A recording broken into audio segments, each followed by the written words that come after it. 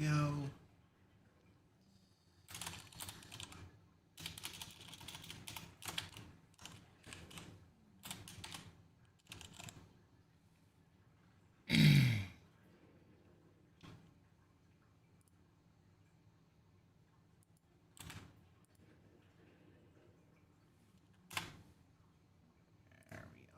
Got that one done. Let's probably go over. I don't even know if I can log into Twitter. It gives me so many problems lately. Every time maybe it's on my phone that doesn't work. Let's try it over here. Social media. Does it work on my computer? Okay, it works on my computer. It's my phone that I can't log into it or something.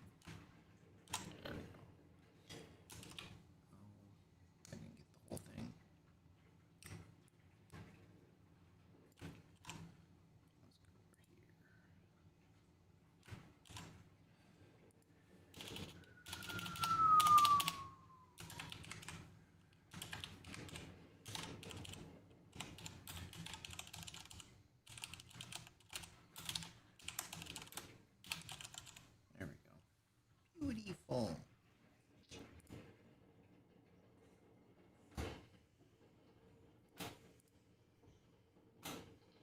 All right, got it. Got it. Got it. Whee! All right. Hello, ladies and gentlemen. What's going on? Trey the Small, what's up? Jennifer Mitsudani, hello. Sassy Molassy, hey, what up? Yeah, Squeaky's not here yet. I guarantee you he will be here soon. As soon as he hears me in the basement talking to myself, he's gonna show up. Redbeard Dandy, what up? First time on a stream? Sweet. Welcome, dude. Welcome. Thank you, man. I appreciate that, dude. Friendly Dwerger, what up, dude? You just got your DMG 2 hours ago? Nice.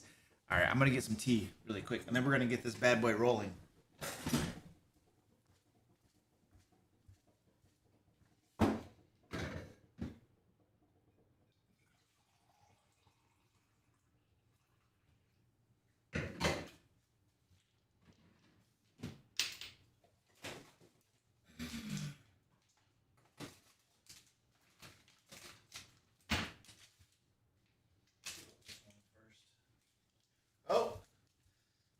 Squeaky's here. Squeaky has come. I told you as soon as he heard me talking to myself in the basement, he would be down here. What's up, Trevor? How you doing, buddy? All right. Got the tea. Yee.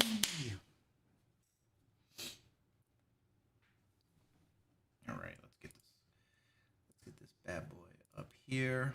And there we go. I think we're ready to rock and roll. I need to get a drink of my tea. It hasn't really seeped long enough, but oh, little guy is down here crying too. That's warmer than I expected. All right. Sweet. So tonight we are going to be taking a look at the 2024 Dungeon Master Guide. I have it now. I've had it for about a week. I think I've had it for about a week or so.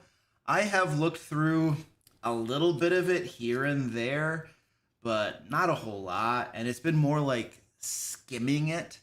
So tonight we're really just going to be going through parts of it, most of it maybe. And it's not going to be like chronological. I'm not just gonna like go from beginning to end. We're gonna jump around. We're gonna go to the parts that I'm most interested in, maybe you guys are all most interested in, and just taking a look at what's in here. So that's kind of what we're doing tonight. Now I'm actually gonna bring it up on D&D Beyond, and we're gonna look at it there because that's the easiest way for me to show it to you. I have cameras that I could rig up to point down at it, but it gets really sloppy. So I'm just going to throw it on the screen. It's way easier that way. But I have the book. I've been reading this book. You don't want to touch this because my preferred reading location precludes you from wanting to touch my books ever. I guarantee you. So, but we'll just forget I mentioned that. I probably should have just got my mouth shut. But there you go. Yes, Jennifer, Squeaky's gonna bite me. Absolutely. Oh, he tries to bite me to keep me from talking to myself? That's possible. The Bastion should have been in the player handbook. Ooh, that's interesting. Well, we'll take a look at the Bastion stuff in the back there. You're very curious to see the adventure layout that they used in the new DMG. I watched the Dungeon News review of it, and they said it would make an adventure. They want to make an adventure template after seeing it. Oh, I have an adventure template that I use for all my games. I don't know how it compares to what's in the Dungeon Master Guide. It's just what works for me. Keith Rawson, what up, dude? How you doing, buddy? You want to come up here? Come on, let's go. Let's go. Are you gonna come up here or what? I got Squeaky. You can see his head. You can see his head right there. He can't figure out if he wants to come up here or not. There we go. There we go. Okay. Assume your spot. Get in your position. All right, ladies and gentlemen. So, as usual, we have a giveaway going on. So we can get a link in the chat for the giveaway. It's actually already right there. I don't know if I have any moderators on tonight. So we're just going to rely on Nightbot and its automatic links that it throws out there for you all. So, but we're giving away $50 DM Lair store credit. So you can go over there and get cool crap. I mean, if you win, we'll give you $50 and you can go over there and get cool crap. You can go over there and get cool crap even if you don't win, I suppose. But we will draw the winner to the giveaway at the end of the stream. Oh, it looks like we do have a moderator. Yay! We have Goliath. Yay, what up, dude? All right, cool. Where do I buy this thing? I don't know. I got this sucker right here on Amazon, I'm pretty sure, but I can't find it anymore because I was looking for it. I don't know. Just go on Amazon and look for wooden D&D tankard. That's where I got this one. I'm pretty sure that was off Amazon. All right.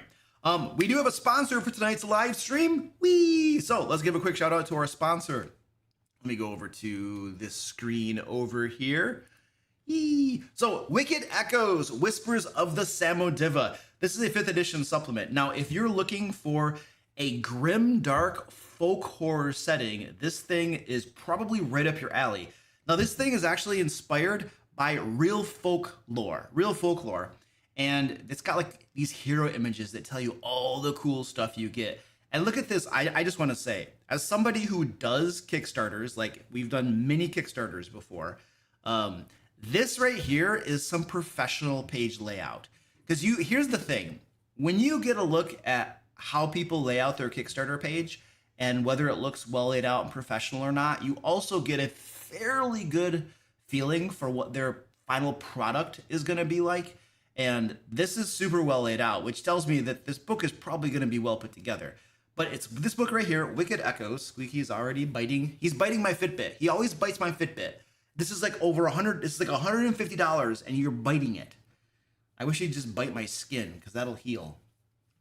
So this thing right here, you're going to get, it's over 300 pages, this book right here, and you're going to get a whole bunch of subclasses based on folklore and horror.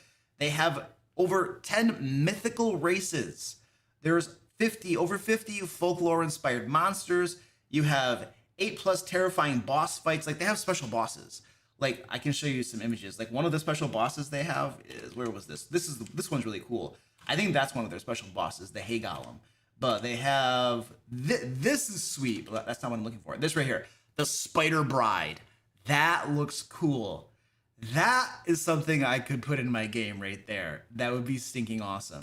I thought this was cool too. This is the Samodiva right here, apparently. I think I don't know, it looks like some sort of like hag, like a coven of hags or something. And like you can see, like they got this, and then this is what they look like. Dude, I could totally I would be screwed. Like, this is what you find in the glade, and then at night, this is what they turned into. Oh, you're done, dude. This is the type of thing that you want to do to your players and totally screw with them. Because I'm evil like that. It's got tons of artifacts. It's got new spells in it. It's got demonic curses. This book is stuffed full of stuff. And then you can look through their page. Oh, this is another one of their things, the Bunny Man. This guy here, and I'll show you the full. Where was the Bunny Man? There he is. there's the bunny man. So this is looking pretty cool. So monsters, I don't know about you guys, but monsters are one of the things that really inspire me and make me want to design adventures and games. I've talked about this before in my videos and my streams, is that when I go to design an adventure, my first step is to look through monster manuals and find monsters that inspire me and want me to make an adventure. And so that's one of the big things I look for. And these sample art, the art they sent me for these different monsters and stuff, are already looking pretty cool. So I bet this book is going to be filled. You want to keep biting me, huh?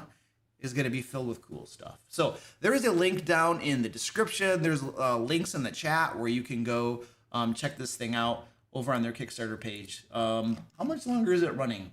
I think they're about halfway through, so they got about 2 weeks left to go to back the sucker if you're interested in this. Wicked Echoes, Whispers of the Samodiva, and I'm pretty sure I'm pronouncing Samodiva incorrectly, but that's just what you get with me. Incorrect pronunciation of everything. All right, let's go to our Dungeon Master Guide flip through.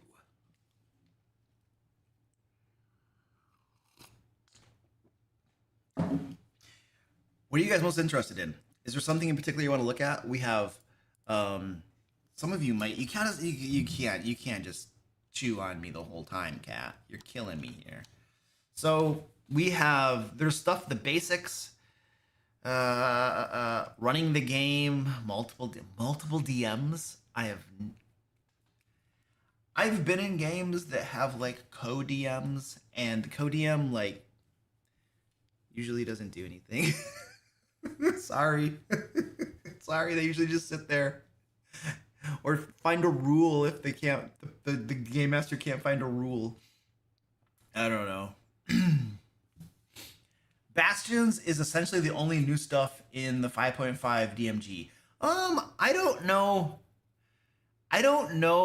if that's true. I was looking through this and there are definitely some things that look a little different to me. Now, whether they took it just from like Tasha's Cauldron of Everything or the Xanathar's Guide to Everything and just kind of mashed it into here, I don't know.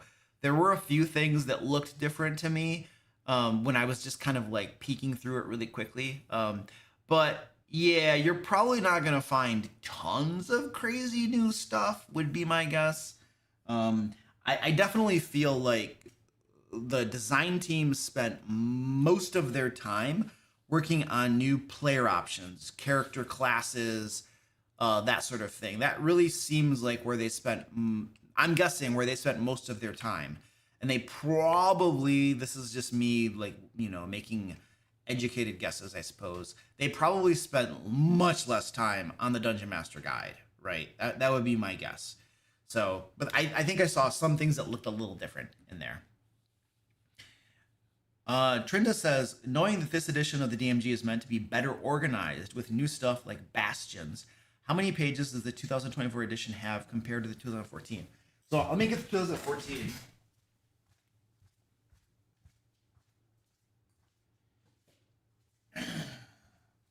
So the 2014, if you just want to look at page count, has, including the index, because I'm not gonna like try to like be like, oh well, if you take out the appendixes, 320 pages.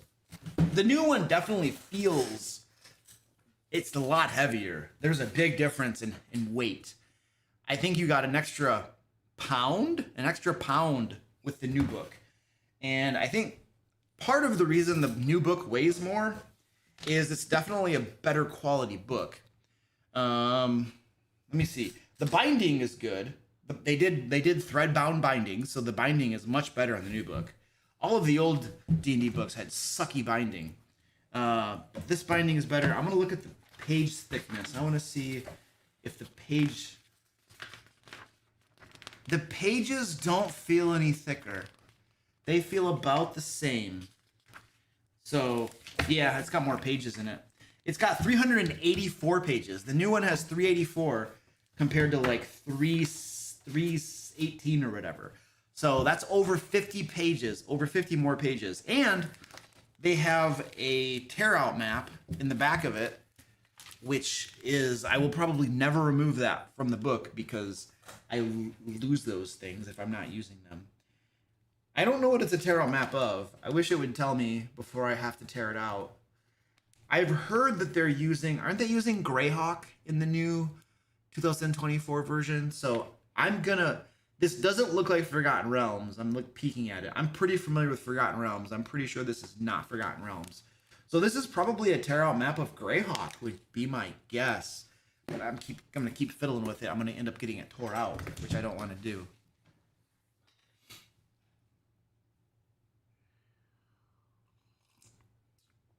It's Greyhawk? Okay, cool. All right, thank you. That's what I thought. That's what I assumed. I'd heard that the new one uses Greyhawk instead of Forgotten Realms. I'm not familiar at all with Greyhawk. I don't really know a whole lot about it. But I ran Forgotten Realms for a long, long, long time. I think I saw another question up here.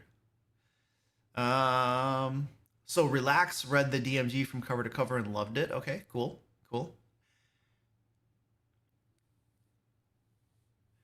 This book covers topics for beginner DMs, but written for use by experienced DMs. There's lots of, hey, here's a high-level tip, but it felt like it was lacking on, here's how you do this.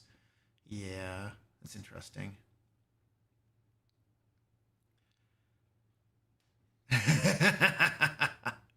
I'm liking how it was organized, and it feels like the structure of the content and the sample adventures are the best part of the new DMG versus how the original 5e1 delivered the message. Yeah. All right. Well, let's take a look. Somebody brought up bastions, so we can look at bastions. We're also going to look at encounter creation. I really want to see how the encounter creation works. And then we're also going to look at creating things like creating creatures and creating magic items and spells and see how those rules look.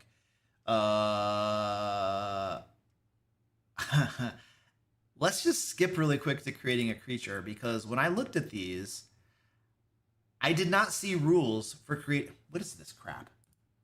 I did not see any rules for creating creatures. There were, like, in the 2014 version, you had rules, literal rules about how to create a creature, a monster from scratch. How to create a monster from scratch. And here are the rules, and here are the numbers you got to punch, and the offensive challenge rating, the defensive challenge rating, and they were moderately to fairly complex depending upon your level of mathing that you feel comfortable with. But this one doesn't give me jack diddly squat, basically. Some stuff about alignment that I don't care about, starting attitude, personality, organizational ethos. But there was like nothing really. Where did the crap go? This doesn't even have everything. Creating a creature. It doesn't even. Oh, here we go. I'm sorry. I was in the wrong place, apparently. So it talks about size and creature type, ability scores, blah, blah, blah, blah, languages, proficiencies, blah. But there's like no nuts and bolts to it. Resistance immunities, traits. Okay. This is actually kind of useful, listing out the creature traits. This right here is pretty useful, I think, if you're actually creating a creature. But then that's it. Then it goes to creating a magic item. Where are the rules for actually creating a creature? Are they going to be in the monster manual? Like, how to create a creature, see monster manual. Is it going to be in the monster manual? Have they said that? Can anybody confirm? Because they're not in here. I couldn't find rules for creating a creature in the Dungeon Master Guide. So I can only assume that they're going to put the rules for creating monsters in the monster manual, which I suppose that kind of makes sense in a way, except that it's really weird because you literally have a part, chapter 3 is the DM's toolbox, and it says, creating a monster, creating a creature, and then the rules aren't here. So it just feels like they should be here. I don't know. Essentially the rules in the Dungeon Master Guide for creating a creature are reskinning. They tell you to reskin something that exists, which, in all honesty, is the easiest way to do it and the preferred method if you can do it, right? Because usually creating a creature from scratch is kind of a pain in the butt, unless you have a calculator online that can do a lot of the work, which we have for 5th edition, the original 2014 one, which is there's an online calculator that I would use when I'm creating a creature to like check my basic math and stuff. It doesn't help you with creativity and stuff, but I don't see any rules in here for creating a creature, like the actual math that they use. So either it's going to be in the monster manual. Let's be charitable and assume that it's going to be in the monster manual. Either that's the case, or they're just choosing to obfuscate it. Like, just be like, you know what? We're not going to tell you how to create creatures because because we don't even know. Probably. I don't know. Why wouldn't they share it?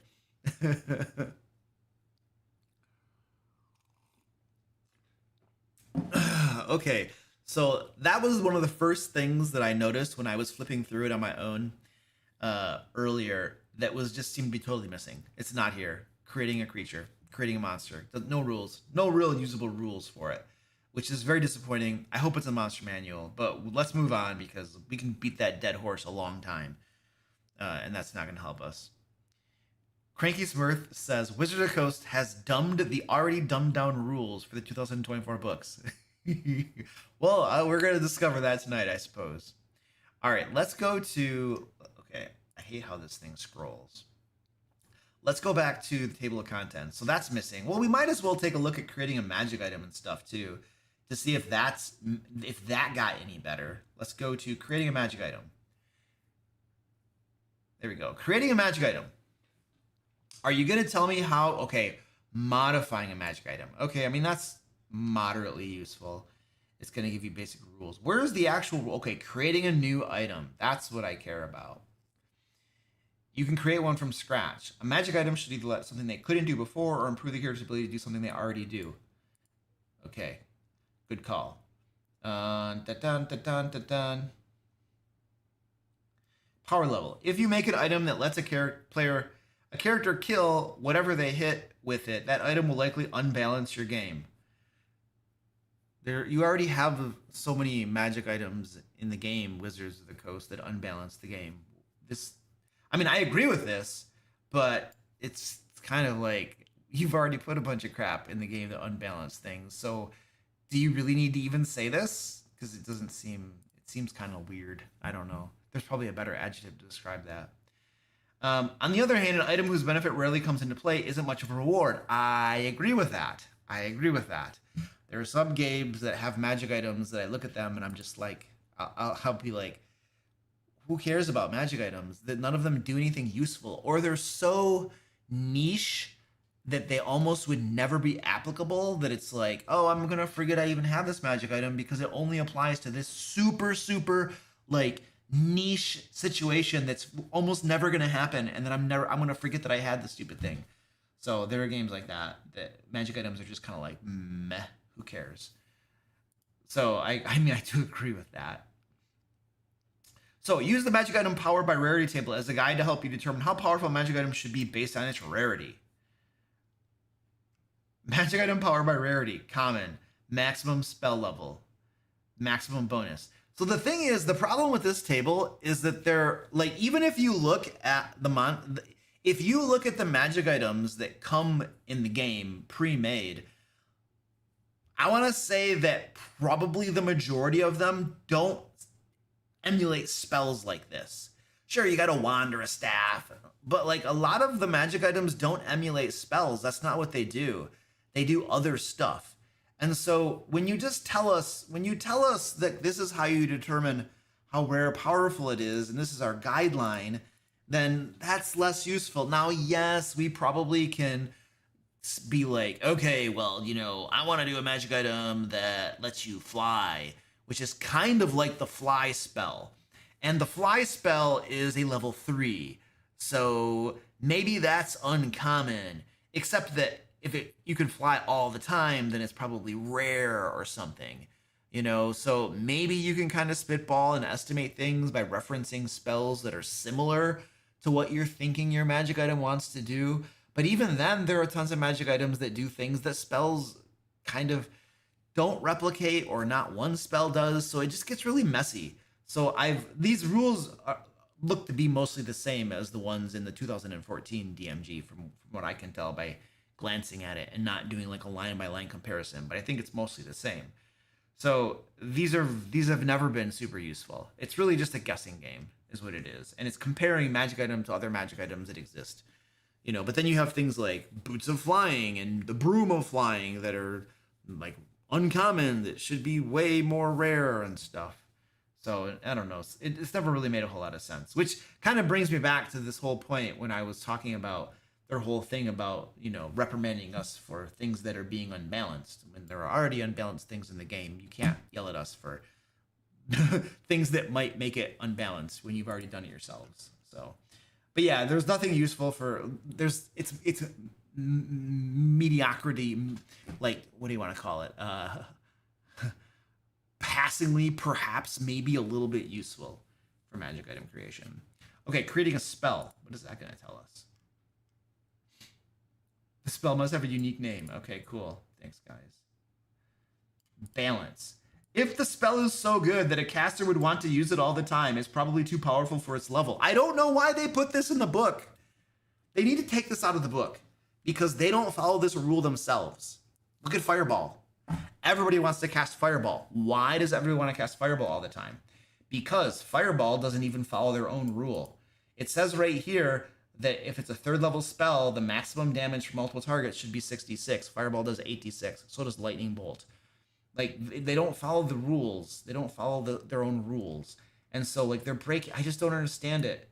Don't publish this if, like, why do you publish it if you don't follow your own rule? Like, yeah, okay, you have reasons, right? Well, you know, Fireball's an iconic spell, so we want it to be cool. We want people to, like, want to use it. Okay, that's fair, right? But then just stop publishing stupid crap like this that, like, you know, makes you seem like hypocrites. Just throw that out. Just forget about balance. Just be like, you know, do whatever you want, you know, for whatever reason, which is what a lot of people do anyway. So, I don't know. That's all. This has always annoyed me. This has always annoyed me.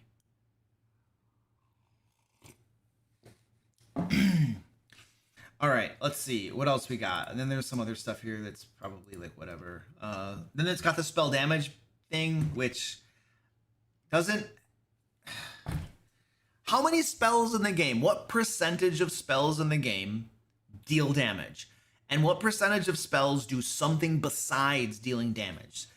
Like a utility, or like they turn you invisible, or they cause you to be able to mind control or read thoughts, or there's so many spells that are going to do something besides deal damage.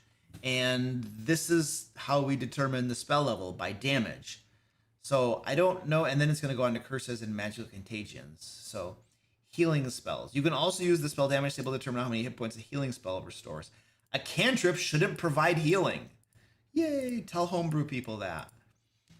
So I don't know. Again, this is not super useful for you if you want to make your own spells. You're really just back to the comparison game of creating your spell and then comparing it to pre-existing spells from the book and being like, well, you know, my spell is more or less feels kind of like the power of this spell here, which is 4th level. Therefore, I think it's a 4th level spell. I think that's really, you have this rough guideline, but then you're really just going to have to play the comparison game. I think that's kind of what you're going to have to do. I don't think you have any way around it.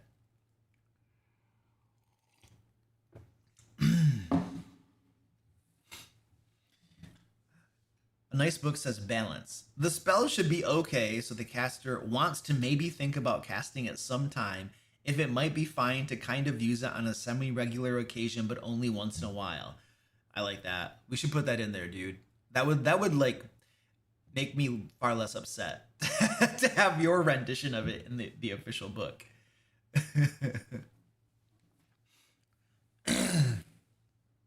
Evocation Wizard is going to break the cap on these. Oh yeah, because they're just going to spam Fireball, man. Or and Lightning Bolt and stuff like that, for sure. Yeah. You want to see the adventure layout? We can take. Oh, I mean, we can take a look at the adventure layout wherever it is. Well, once we find it in here, sure. Yeah, Michael, I'm really big into playing Shadow Dark right now too. I'm running a one shot for it right now, and then once I'm gonna run another one shot after that. But then we're gonna turn it into a regular campaign of Shadow Dark, just an ongoing Shadow Dark campaign. So yeah, I'm loving Shadow Dark. It's super. I was doing video recording today, and one of my videos that's gonna come out in December is about Shadow Dark, just listing all the different things I like about it, what it does well, and why it makes the game fun, and why I'm like, woo, like really excited about Shadow Dark.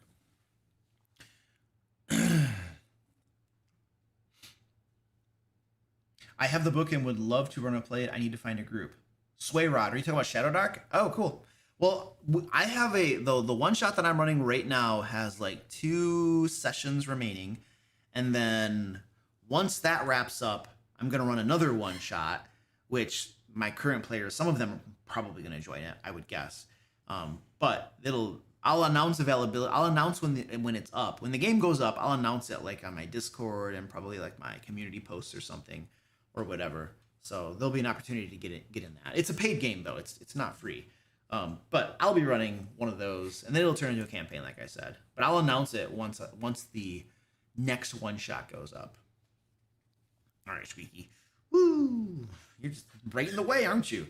All right, let's take a quick shout out here for our sponsor of today's live stream. Help bring this content to you. Help brought the rant about the stuff that they should have changed, but they're not changing. So this is our wonderful sponsor, Wicked Echoes, Whispers of the Samodiva. This book right here. You can see, where's the book picture? This book, it's kind of small right there, but you can see this bad boy.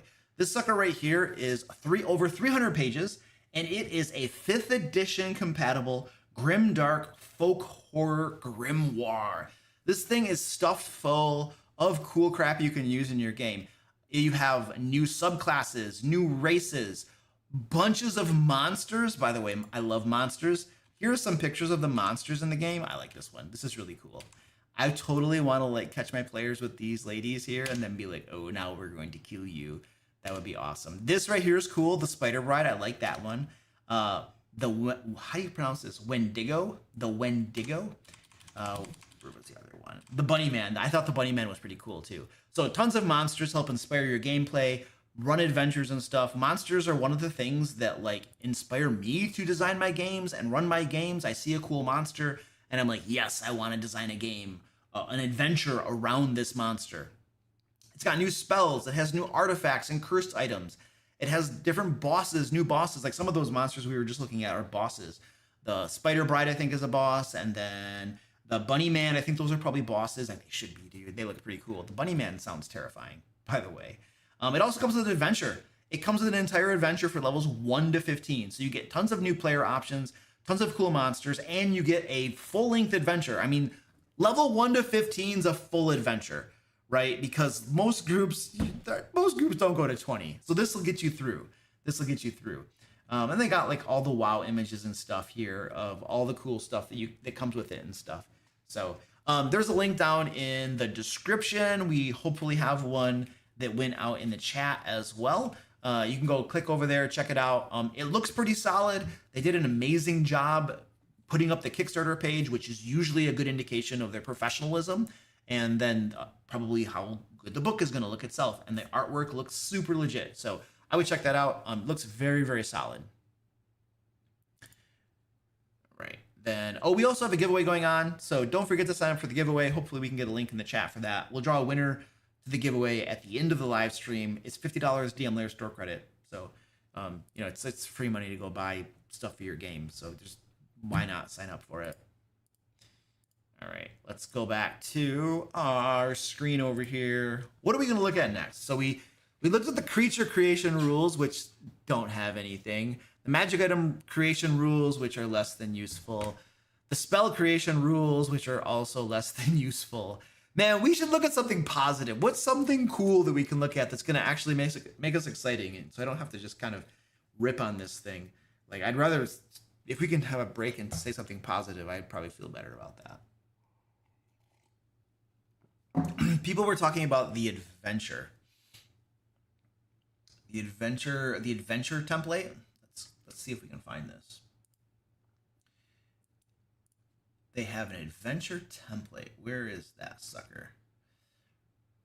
Running the game.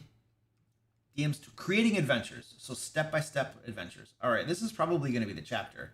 It's probably the whole chapter here. So somebody wanted to see how they did this. So let's take a look at that.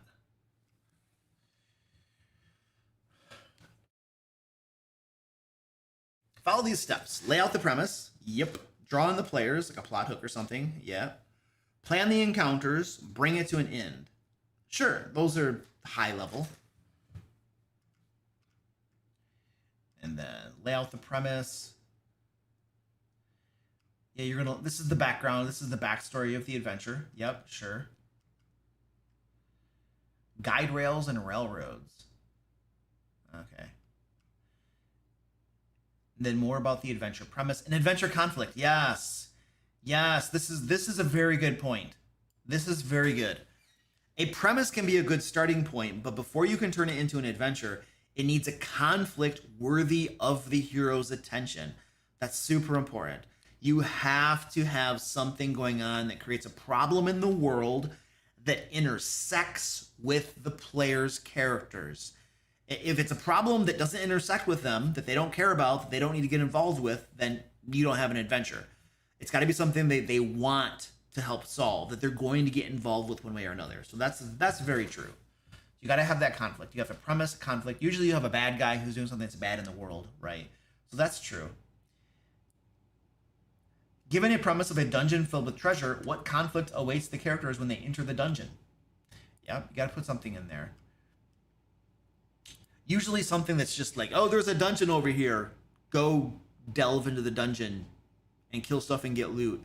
Usually that doesn't appeal to most people as a game style. Usually. I probably wouldn't mind it a whole lot. But most people want something a little story there.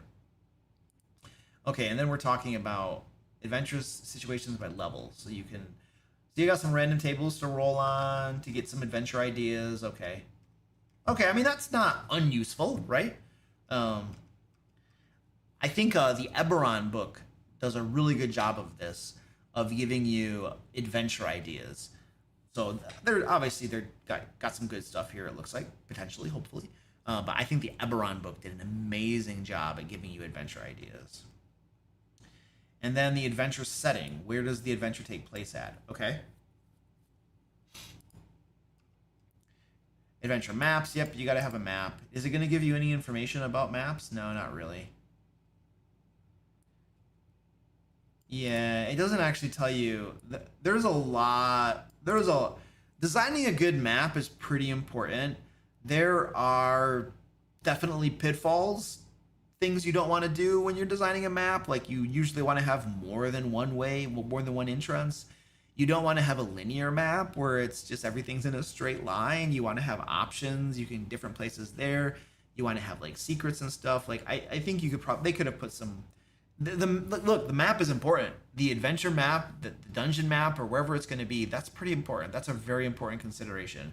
They should have put some more meat here. Because if you have a crappy map, your adventure is going to suffer a lot. Bringing a location to life. Its own ecosystem. Yep. Okay. Adventure inhabitants. Where is the template? Like, people were mentioning that there's some sort of template or something. Like, I don't see a template or anything. This is just walking through how to create an adventure. People wanted to see the template. How do you draw them in?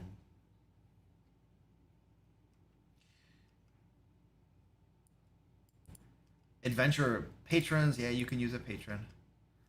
Yeah. Supernatural hooks. Okay. Happenstance hooks. Now we're talking about different ways to hook them. The characters find a letter describing the adventure situation. The characters are on an unrelated quest, such as searching for a particular magic item that leads them to the adventure situation. The adventure situation disrupts a festival or ceremony that the characters are attending. Yeah, I mean, if you can't figure out... There's probably some good ideas in here about hooks. You'll have to, like, customize them for your game, but yeah, it'll get you started. Plan the encounters. I don't see a template, though. There's not really a template, but they do have examples at the end. I'm less than impressed with their examples. Okay. There is an adventure in there somewhere, and apparently the layout is good for it. Really? There's an adventure in the Dungeon Master Guide? Okay, that's interesting. Well, there are... I do see adventure examples later on in the chapter. Maybe that's what we're talking about.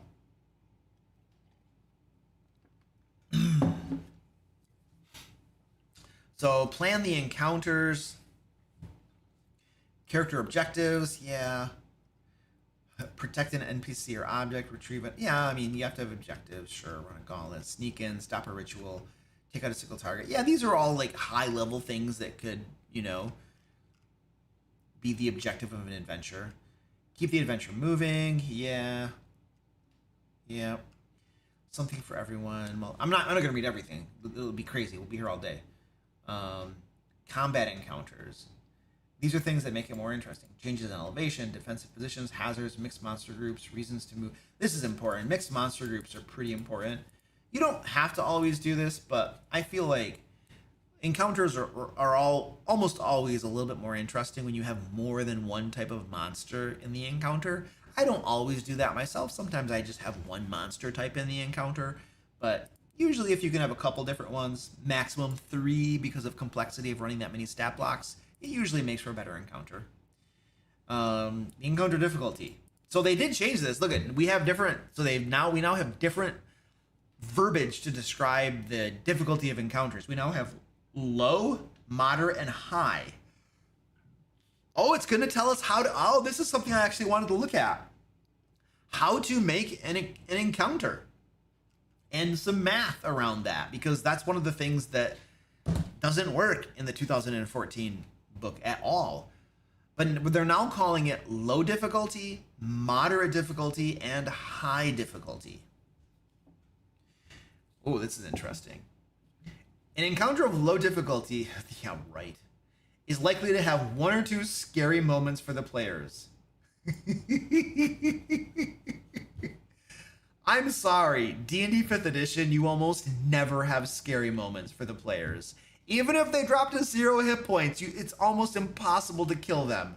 Don't tell me this. You made a superhero game and you're telling me there are going to be scary moments. Nah, we're not children. We don't believe that.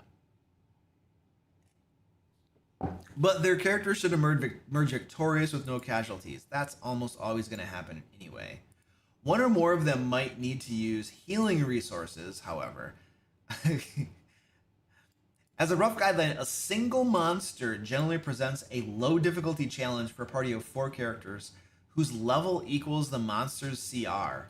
Oh, okay. But it's going to be super easy because it'll just be a surround and pound beatdown and it'll be pretty boring. So I would never do that. Moderate difficulty. Absent healing and other resources, an encounter of moderate difficulty could go badly for the adventurers. Weaker characters might get taken out of the fight, and there's a slim chance that one of our characters might die. Really? Oh, I wish we could actually do the math on this and figure out if this is true or not.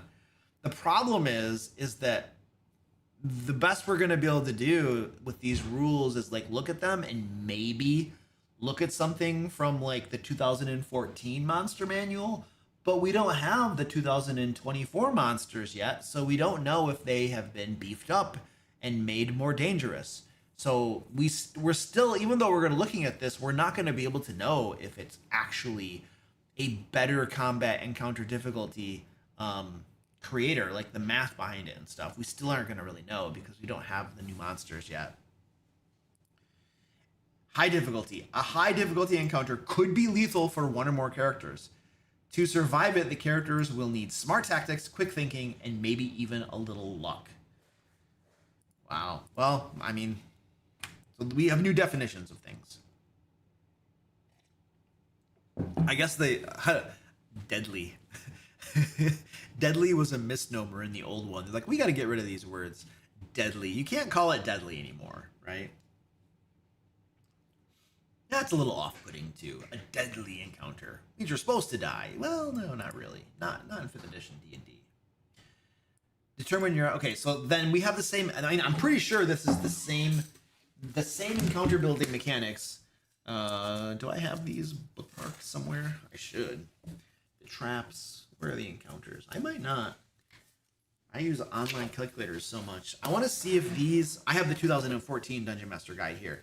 I want to see if these mechanics, like the math, this table right here, I want to see if it's the same in 2024 as it is in 2014.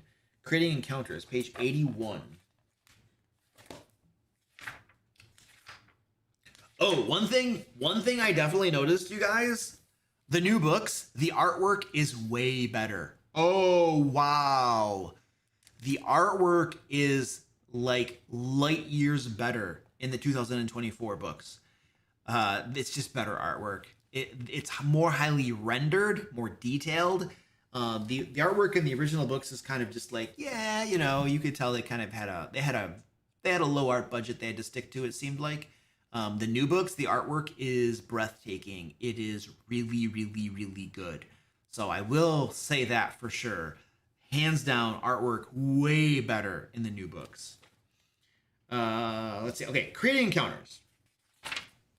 Here we go. So encounter difficulty. It looks like, all right, so they copy pasted the table. Did they? No, they didn't copy paste the table. Oh, the table's totally different, you guys. For a moment, like we can do a side by side. I can pull up D&D Beyond in a new tab, and we're gonna go to the 2014 version, 2014 Dungeon Master's Guide, and they didn't just copy paste the table. It's a new table with new numbers. So let's see, creating encounters right there. This is 2014. So let's see, we might be able to pull this off. Oh, I got to put it in 2 different tabs. Hold on. I want to pull this one out and put it over here. All right. So that's this table. And then this is the old, okay, so the left is the new table and the right is the old table from 2014. And my initially when I looked at it, it looks like they might have just gotten rid of the easy column, right? They deleted the easy column, and then everything kind of looks the same. The high correlates to the deadly, and it kind of scales along with it, 2100, 2100. Let's see. Let me get this to match up exactly to it so we can kind of go right across. We should be able to go. I can't get it. That's pretty close. But at a certain point, level 14, see, the new one starts to scale a little higher. It begins right around level 13 or 14. The encounter budget, the XP encounter budget begins to scale a little bit higher. And then by the time you get to level 20, it's much higher. It's more than doubled. You see that? It's more than doubled. So we have 6,400, 5,700, and at the max up here, which is like the deadly, you have 22,000 and then 12,700. Now, what we don't know, what remains to be seen, is how much the monsters have been tweaked. Because if the monsters are mostly the same, then essentially what they've done is they've recognized that monsters are too weak and that player characters are really powerful. So we got to have, especially after level 13, we got to send more powerful monsters after them to provide a challenge. So, but we can't really draw a good conclusion here, whether these changes are good or bad, because we don't have the monsters yet, right? But if the monsters are mostly the same in 2024, then it looks like they've just changed their encounter, the experience tables right here, so that you'll just make more challenging monsters once you get to like levels 14 and above, which definitely solves a little, I mean, it helps to solve the problem of the high levels being like characters steamrolling monsters. So I guess that helps a little bit, I guess. All right, I'm gonna look at chat here and see if anybody knows more than I know. What are folks saying in chat here? There is an adventure on D&D Beyond that has some of the new monsters. Don't know if I can link. It's called Scions of the Elemental Evil. Yeah, but I don't know. I am always hesitant to look at some of the first adventures they release, because when they released D&D 5th edition originally in 2014, the very first module that they released, and I forget the name of it offhand. If somebody tells me what it is, I'll remember it immediately. But it was like something with Tiamat or something, wasn't it? The very first module they released was developed before the rules were even finalized, is my understanding, and so there were problems with that very first module. So we now have like the rules are kind of still in flight or something, and there's an adventure out there already that uses monsters in the rules, and the adventure was probably developed concurrently with the rule set, and so how much you can really infer from the adventure and how much it actually coincides with the rule sets that they finally determined is kind of, it can't be determined. So the free adventure for 50th anniversary has updated stat blocks for the monsters listed. Oh, so we could probably compare that. Ooh. Based on beasts in the player handbook and some monsters in the free adventure on D&D Beyond, monsters are slightly beefed up on average. Berserker in 2024 has advantage most of the time. Cult Fanatic has 33% more hit points. Oh my... Why are they increasing hit points? Please don't tell me they just increased hit points. That is the worst way to beef up a monster, because it just makes combats take longer. You increase damage first, not hit points. Big bloated monsters just take longer to die. Yeah, they do more damage over the course of their lifetime, but they take longer to die, which means combat goes slower, and that's the last thing you need in D&D 5th edition. So I hope that's not just what they did to a lot of monsters, to increase the hit points, because that is a bad solution. Hands down, bad solution. They got rid of the multipliers for the number of monsters, though, so it's not just a bigger experience pool, but monsters take up less of that pool. Ooh, you're right. You're right. Because in the old version, I remember that now. I've been using online calculators for so long, I forget how it was done. But yeah, they have, like, determine the thresholds and stuff, and then where are the multipliers? Right here. Depending upon the number of monsters, their experience points get multiplied when you apply them to the formula. And that is no longer the case. Interesting. And that's not in here in the new one, is it? Doesn't look like it. Yeah. So then it could be... So if they beefed up monsters, like it sounds like they did, and then if they got rid of the multipliers... that means that your encounters are going to be significantly more challenging. That's a good sign. I like that. That's encouraging. Now, I don't like the idea of more hit points. That's not the right way to go.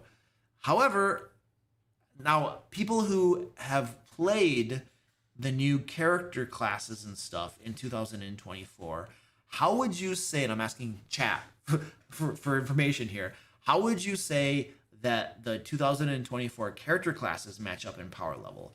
Do they seem more or the same amount of power as in 2014? Like, the Paladin, is it more powerful or less powerful? The Monk, is it more powerful or less powerful?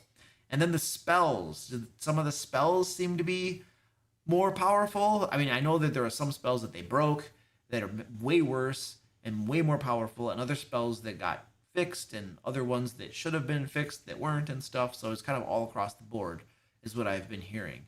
But how are the player character power levels? How do those compare? That's my question. Okay, I'm going to say your name wrong. Marsage says the PCs are definitely stronger than in 5th edition. That would be my expectation, because that's how you sell books. You make more powerful options, and then that gets people excited, and then they want to go buy them. So I mean, that totally makes sense. They've been doing that since the conception of D&D 5th edition. So it doesn't surprise me. I'm running new 5th edition. Players feel a bit more powerful, need new monsters. It's not a massive change, but is a bit of an increase. Okay, it depends. Pallies can't alpha with multiple smites in a round, but monks dish better damage. I mean, Pallies shouldn't be able to alpha smite with multiple smites in a round. I hated that. That's like some of my most anticlimactic boss fights are like when the Paladin just goes supernova and smites everything multiple times. And it's like, oh my gosh, the boss fight just became stupid. He's dead, guys. What? He's dead? That was anticlimactic. Well, don't look at me. Your Paladin went smite-aholic on him. Look, what do you want me to do? Like, cheat? Want me to just give him more hit points? It's like, well, but the fight wasn't fun. Look at the paladin. He multiple smited. And he got a crit on one of his smites. Like, what do you want me to do? Jeez, guys, it's the game. The game is crazy. What do you want me to do? So yeah, I think they should have taken that away. So that's good. And the monk's damage did feel behind the curve a little bit.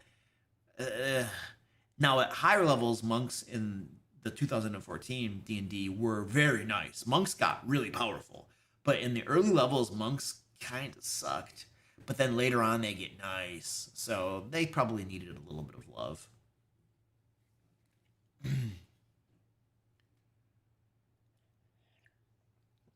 Great Dini Gaming says across the board, most of the classes seem more powerful in general. Okay, I mean this seems like a fairly solid consensus that the classes all got more powerful.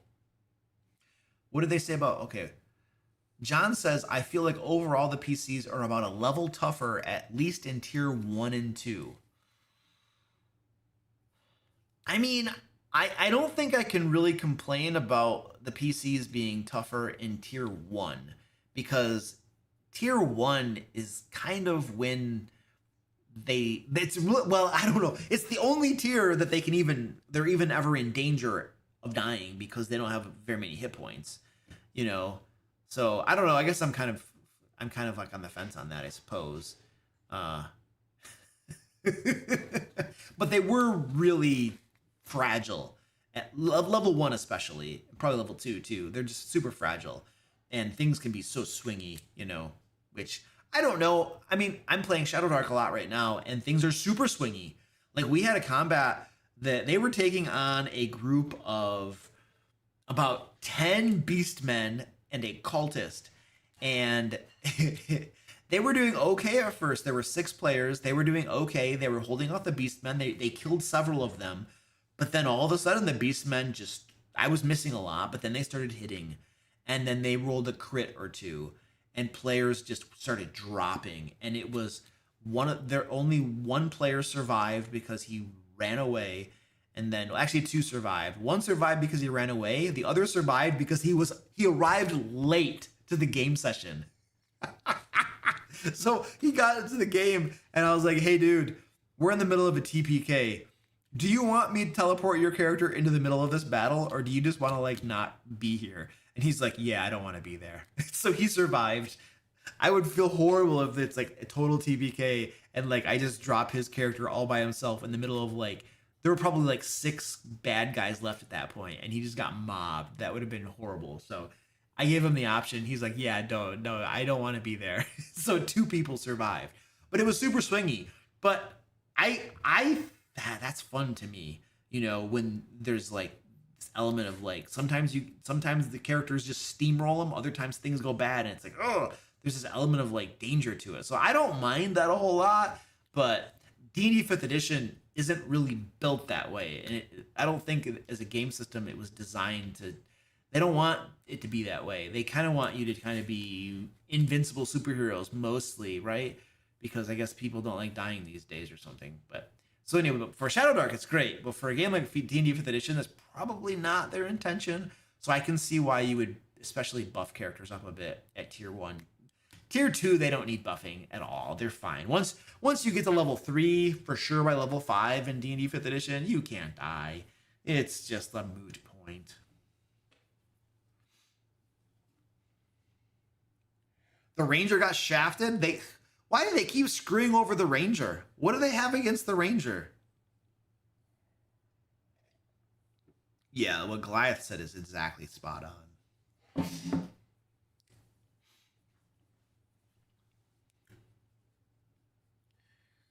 Squeaky's lying in front of me. I'm just rubbing his belly. Rubbing his belly right there. Oh, yeah, baby. Look at that. How did the Ranger get shafted? I haven't read it. Almost anything in the player handbook. I have it somewhere. Oh, it's over there on my bookshelf. I have it. I just haven't really read anything in it. They feel weaker. They took away some of the things that made the class unique. Oh, yay. All right. Well, let's keep looking through. Let's keep going through. Let's put this over here in case we want to look at the old one again. What's up? What's up, Squirts? How you doing, buddy? Squirts has come up here too.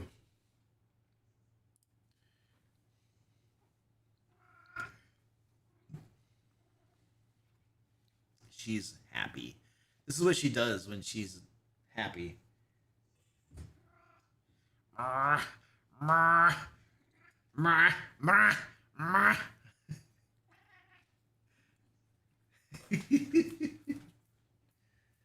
Get the hair out of my face. Legolas was a fighter. Yeah, Aragorn. Aragorn was the ranger. Legolas was just an archer. Yeah, he was just a fighter. He was an archer fighter. That's all he was.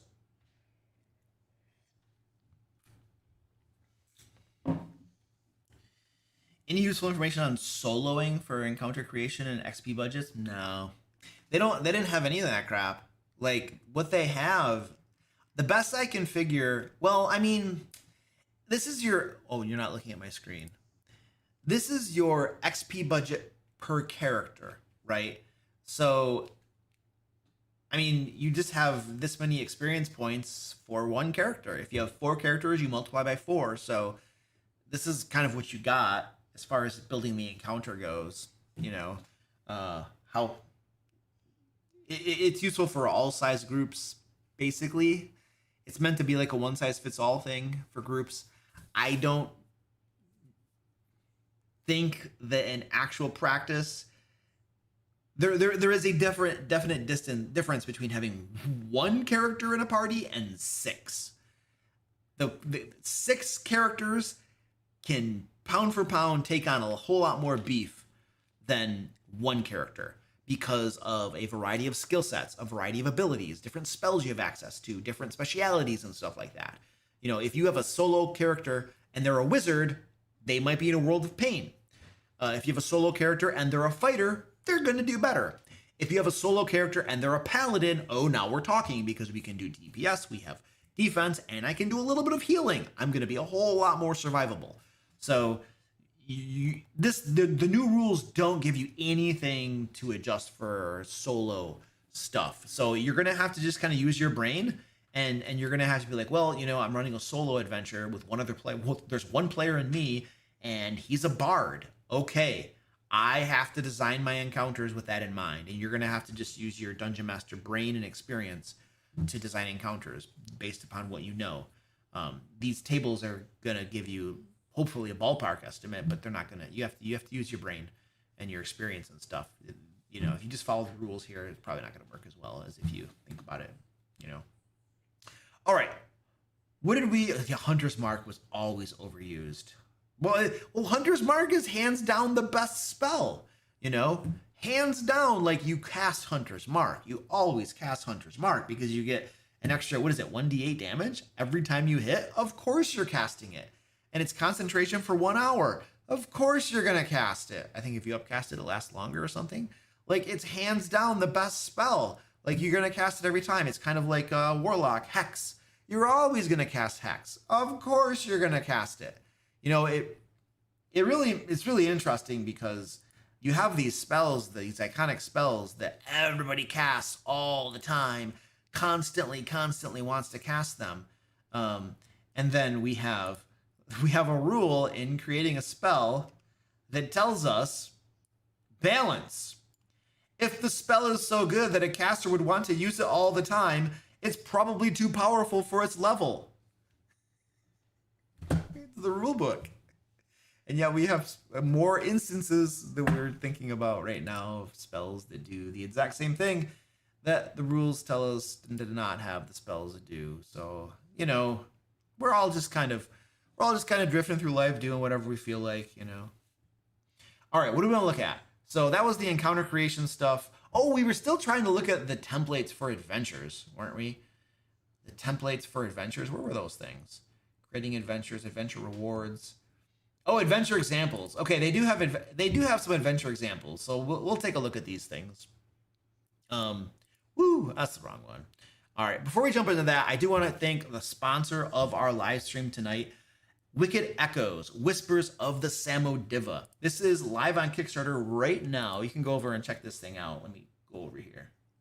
Whee, there it is. So this is a 5th edition supplement. So D&D 5th edition, if you're looking for a grimdark folk horror setting, this is the thing for you.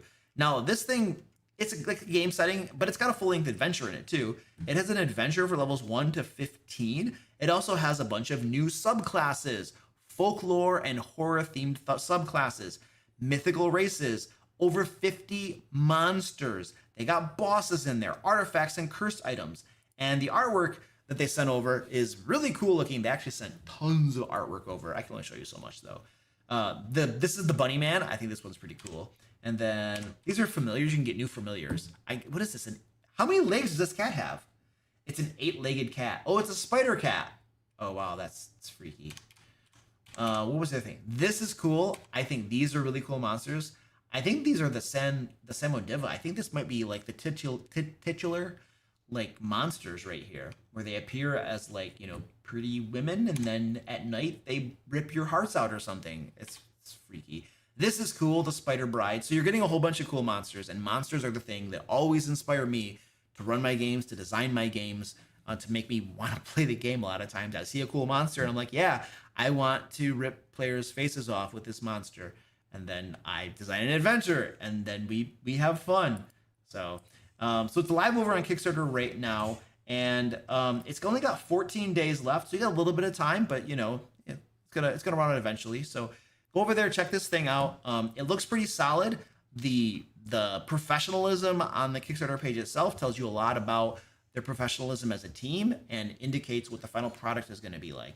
So whenever you see a well laid out Kickstarter page, you usually are probably going to get a solid product also. So go check this out. All right, let's take a look. What do we want to look at? We want to look at the sample adventures.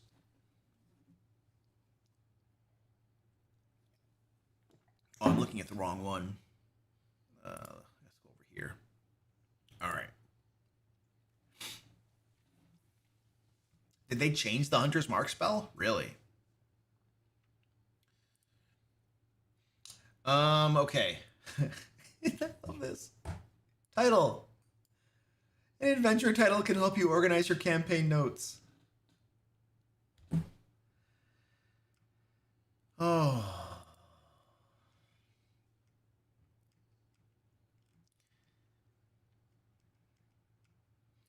The foul stream. Okay. We have situation and then the hook. And then we have a list of encounters. So it consists of these encounters. All right.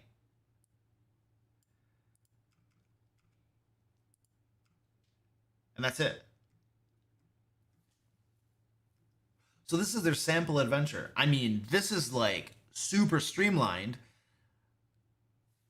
Tells you what the situation is, tells you what the hook is. It gives you your encounters that are going to happen. You need a map. You got to have a map to go with this. They don't have any maps. They might have a map actually toward the back of the book or something. That's a possibility. But this is some basic bare, you know, necessary elements. I would add on to this. I don't think that it's not enough to just have the encounter. Oh, here it actually does say this. It says use the Underdark Warrens map in Appendix B for the Corrupted Cave. I think you can't just have encounters. This is bad design in a way. I know they're trying to make this brief and it's a sample, but this isn't the best sample in the world. So there's a couple other things you need to have when you're designing an adventure. You can't just have an adventure that's filled with like monsters to fight and encounters. You also have to have exploration elements. Okay, there should be exploration elements in here. Things that you can find, secrets, cool stuff, things that you're going to discover, maybe tidbits of lore, things that you can learn. All right, that's an entire pillar of the game. You need to have exploration elements in your adventures. That's got to be there. And the other thing too is that you want to have social interactions, which I mean, I guess they kind of do. You have this treant right here. He's a friendly treant or something. So that's a social interaction. That's fine. They probably built that into their encounters, which in all fairness, you know, every encounter is a potential social interaction. They don't always just attack at once. But the other thing too is you want to have loot, and it looks like they actually have loot built in here to a certain amount. there's an acorn that you can swallow and get benefits from, and then here's a staff of flowers. So they do have loot in here. So you actually do have probably a lot of the elements in there. I think I spoke too soon. It looks like you got a lot of the stuff in there that you probably need, and you just got to link these things to a map, and you're probably pretty good to go. So yeah, that's not too bad. That's not too bad. And these other ones are probably pretty similar. Yeah, you're just gonna have the exact same thing. And you got a map, and then you have some encounters in here. So I keep getting these pop-ups, man. That's annoying.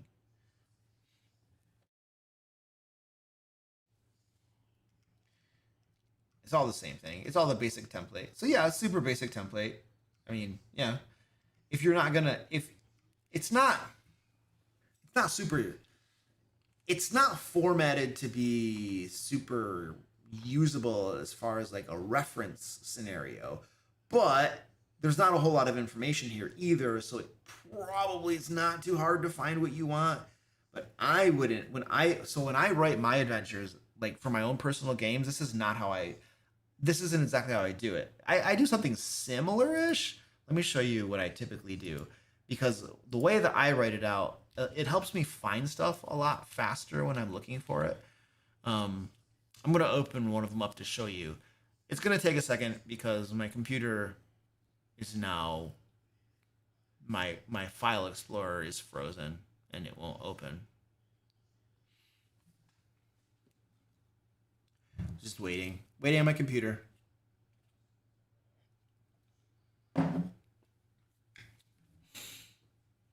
There we go. Thank you, sweetheart. Stupid computer. Where is this thing?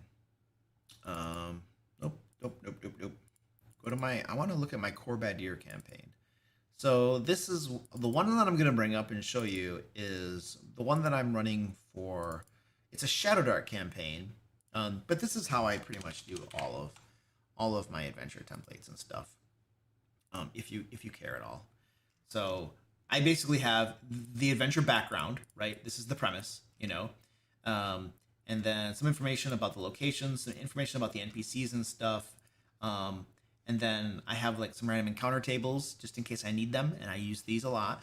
And then the plot hook. I actually didn't make a plot hook for this one. I do have a plot hook. I didn't write it in the adventure itself.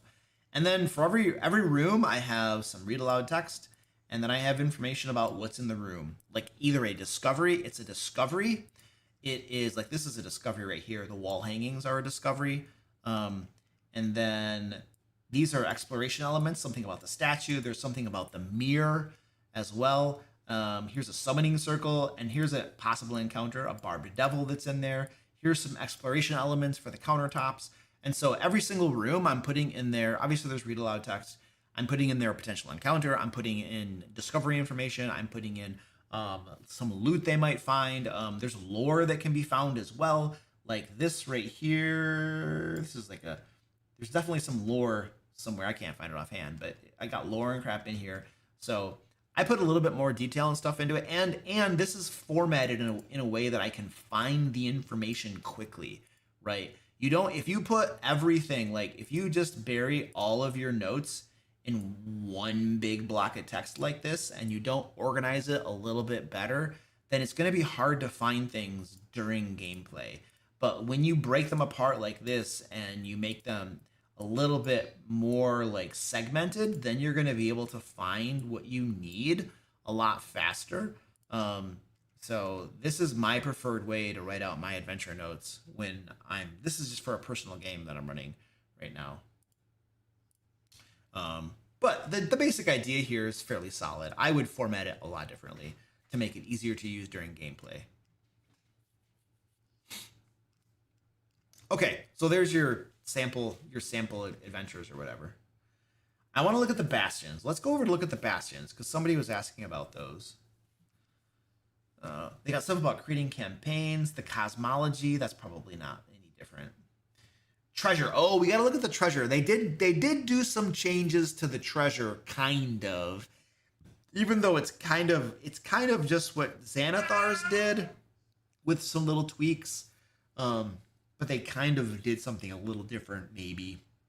But the Bastions is probably one of the few new things. You could definitely make an argument that most of the other stuff is kind of just the same with minor changes, but the Bastions is actually something that's new. They might have felt guilty just reprinting a book with a few changes, and they wanted to give you something new, you know? And so you got Bastions.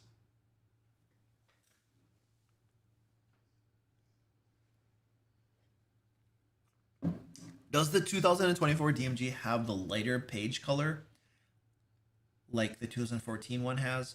The 2014 parchment color of both were a pain to read under artificial warm lighting. Um, got cat hair all over the place. Yeah, it's the same. The page color is pretty much the same. It's like a parchment. It's like a parchment page color. It's got a little bit of an orangish yellow color to it. Yeah, it's the same. So if that causes problems with reading, then you're going to have the same problem. Okay, so a bastion. The whole idea of the bastion is like a stronghold. So, if you're familiar, so Matt Colville's very first Kickstarter, if I remember correctly, and this was a long time ago, was something about strongholds and followers, I think. And it was basically how to create a stronghold and then perks and benefits you get from creating a stronghold. So this is essentially the same idea. Instead, they didn't call it a stronghold; they call them bastions. But that's the basic idea: is that each character can create their own stronghold, their own bastion, and then they get benefits from it. And this is one of the few things I actually read this over before the stream. This is one of the few things I really dived into a little bit more. And my overall impression of it is, and I mean, there's lots of rules here. We're not going to go through every single rule that's here. We'll go through it a little bit, I suppose. But my overall impression is that this is the sort of thing that you're probably going to have some players who love this and are going to want to go gung-ho on it. And then you're probably going to have other players who are just like, I don't care about this. I really just kind of want to go on adventures and stuff. I mean, I think it's worth giving a try and just kind of see like how your players like it, creating a bastion and stuff. And they do get in-game benefits from having bastions. And it also, the other thing that I noticed too is that it gives you something to spend your gold on, because one of like the big problems with D&D 5th edition is you get piles and piles of gold, but there's nothing to spend it on. And so this gives the game master like a gold sink that they can, a money pit that they can put into the game for the players to be able to do something with their gold. So from that viewpoint, it definitely makes sense. So I think it's something that's probably worth trying. I think you're going to have players that really dig it and like it a lot, and others that probably won't, but you know, you can try it out. Now they do have something called, so I think there was a level limit. You don't actually get to start, yes, level 5. You don't actually acquire a bastion until you reach level 5. And then each player can make their own type of bastion. A wizard's probably going to want a tower. A cleric might want a shrine or a temple. A fighter might want like a keep or like a castle or something like that. A rogue is probably going to want like, absolutely going to want like a thieves guild. I would.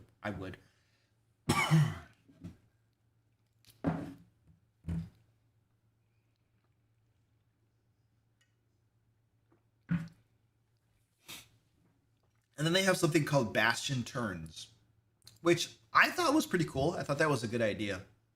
The idea is that every so often during your game, you have a bastion turn where all the players take actions for their bastion, basically. Like, are you going to be doing some special activity in your bastion? Or is your bastion going to be doing something? Or all like the workers going to be doing something type of thing in your bastion? And so, you know, I think they had like every 7 days of in-game time is what they're saying. Every 7 days of in-game time is worth considering. Like, is something going to happen in your bastion, and then you have a bastion turn. It would probably take maybe a half an hour at the game table. I got crap in my throat or something. Something's going on in my throat. Maybe like a half an hour, maybe an hour of game time, I'm hoping. I definitely would not want to spend an entire game session taking a bastion turn. I think that would be miserable. Miserable.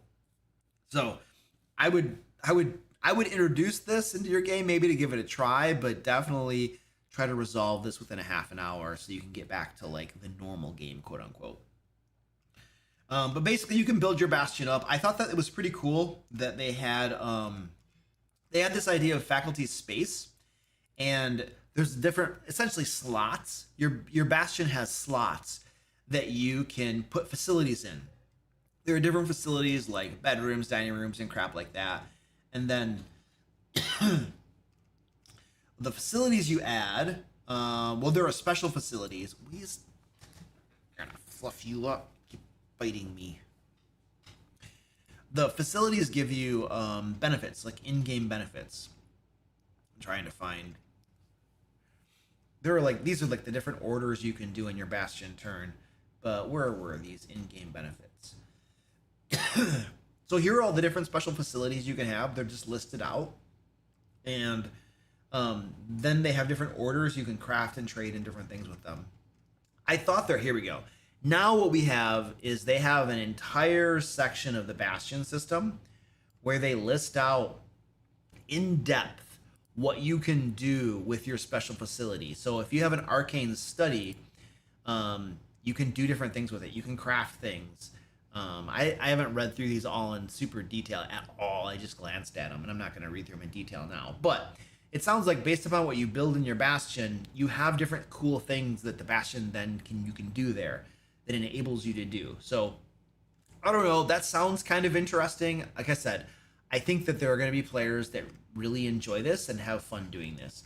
And there was also a table somewhere in here that listed off like gold prices for doing certain things. So again, it's a gold sink for the game. So I don't know, I think it's probably worth trying. It definitely if you have Matt Colville's Strongholds and Followers, this stronghold system definitely feels very different. It doesn't seem like it's the same thing at all. It's a totally different take on it, for whatever that's worth. I'm not super familiar with Matt Colville's Strongholds one. I have it. I've actually read through it a long time ago, most of it, but we never really used it in my games. And this is primarily why I tell you that you're probably going to have some players who like this and other players who don't care about it. Because I introduced Colville's Strongholds and Followers to one of my groups years ago, and out of all of the players in that game, one of them was interested in building their own stronghold. That's it. None of the other players cared a lick about it, and nobody wanted to do it. It was just one player who was like, he wanted to become a lich eventually, and he wanted to begin building his crypt where he would become a lich in and all this kind of stuff. So he was super interested in it because he had character goals that aligned with that idea. But the other four players did not care at all about building a stronghold. So this is going to be, something that some players will care about, other players won't care about it. Which is why I tell you that when you implement it, you should consider trying to limit the amount of time it takes at the game table, maybe a half an hour or so, per bastion turn. Otherwise, you're going to have some players who are just like, this sucks, dude. I want to play the real game. So there you go. But yeah, bastions. It looks pretty interesting. It's worth trying. So that's all I got on bastions.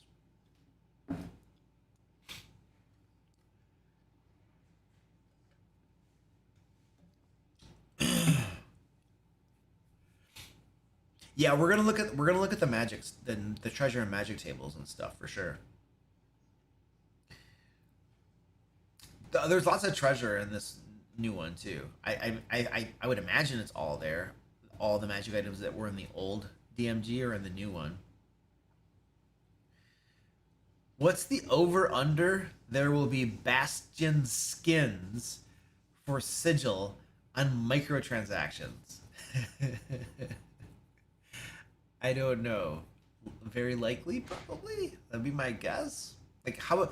Like you have to at some point you got to have microtransactions on D&D Beyond or on their virtual tabletop because like that's how you make money. Like that's how you make all the money from hosting an online gaming platform like this. It's from microtransactions. Yeah, you got your subscription and that's nice, but you want to have the microtransactions because that's how you get the whales to spend thousands of dollars. Like, sure, if you have like 100,000 people or something paying $5 a month, that's nice. Let's not. That's pretty nice. I'll take that. But when you have like a handful of whales who are dropping thousands of dollars a week on crazy stuff, microtransactions. That's how some of these micro games or the mobile games and stuff make the money. It's the microtransactions and people who just got money to blow, or they have like credit cards and they don't care about debt because who cares, baby? Live your life now and declare bankruptcy or something. I don't know. So they got to have that crap eventually. You figure they got to, you know. You want the cool arcane study? That will be $2.99. Well, the thing is with microtransactions, in some games they confer mechanical or game advantages. In other games, they're purely cosmetics. And usually when microtransactions are cosmetics, they're much more palatable to the player base. When you have microtransactions that actually get you mechanical advantages in the game, then that becomes more of an issue. People tend to not like that as much. And in a game like D&D, where it's a cooperative game, I can see that causing even more issues if you can get actual mechanical advantages. And I could also see dungeon masters who are just like, no. You are not, I don't care if you just spent $50. You do not have a Vorpal longsword. That's a no. That's a negatory. No. So, but I spent $50 to get the Vorpal longsword for the game. No, you didn't. I don't care. You don't have it. We're not doing that. But I spent the money. You should have asked me, dude. No. The answer is no. I can see there being problems with that sort of thing. I don't think. My gut tells me that's not going to get implemented. I can definitely see skins and cosmetics and stuff, though. I think that is a super safe way to go because it literally affects nobody's game experience, gameplay in a way, right? But it does. There are people that are going to buy those skins because their characters are going to look cool. And then other people are going to see those people with really cool looking characters or with like a little cosmetic pseudo dragon on their shoulder. And they're going to be like, oh, that's so cool. I want that. And it creates this like, a little bit of like low key jealousy and like you want what the other person has. And so now you're going to go spend $5 on a cosmetic so you can have a little pseudo dragon on your shoulder. Like that's the type of thing, that people find palatable, but will still make you some decent money. I think. I don't know a whole lot about, video game monetization stuff. This is just kind of, uneducated Luke Layman theorizing on crap. Microtransactions vary from culture to culture. In the West, it's frowned upon, but Eastern cultures love them. Yeah.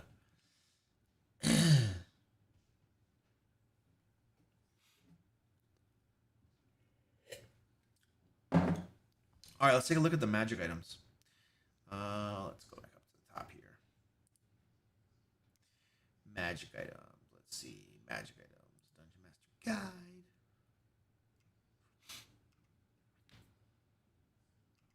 Where is this? Where is the magic items? It's a treasure chapter. It should be an entire chapter. It's an entire chapter called Treasure. Yay!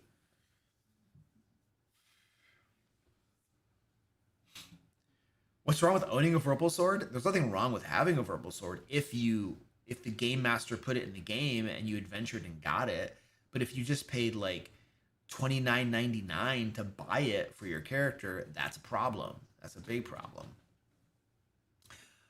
All right, let's do a quick shout out to the sponsor of tonight's live stream, Wicked Echoes, Whispers of the Samodiva. So if you're looking for a 5th edition supplement that is inspired by real world folklore and a horror setting, this is the bad boy that you want to check out. This thing has over 12 new subclasses, 10 mystical races, over 50 new monsters, terrifying boss fights. It's got artifact and cursed items. It has an entire adventure for levels 1 to 15. And then it has all of these cool new monsters, like this is the Spider Bride. And then, where was it? This one right here. So this looks really cool. You can like draw your players in with like, oh, pretty girls in a clearing. And then, oh, they rip your faces off. And then what was the other one? That one looks pretty cool. The Bunny Man. I thought this one was pretty cool. One of the things that inspires me in my games to design my adventures and run the games are cool monsters. And it looks like this has tons of cool new monsters for you to put in your games. So if you're looking for a 5th edition product, I'm opening up my Word document for some reason, that's inspired by folklore, grim, dark, horror type setting, then Wicked Echoes is right up your alley. The Kickstarter lasts, it's got a couple more weeks going on it, but time is slowly running down, I suppose. You can go check this out. It looks pretty solid. And let's see. Let's go back to our treasure.